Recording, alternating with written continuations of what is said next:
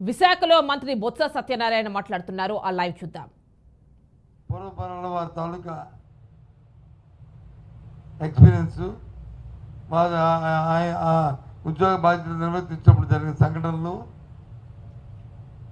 అవన్నీ పరిగణలో తీసుకొని తీయవలసిన బాధ్యత ఉంది. అలా కాకుండా చేయడం వల్ల, ఆ తొందరపాటు నిర్ణయాల వల్ల ఈ జరిగాయని చెప్పని గవర్నర్ గారు ఫిర్యాదు చేశాం, సెంట్రల్ కమిషన్ ఫిర్యాదు చేశాం.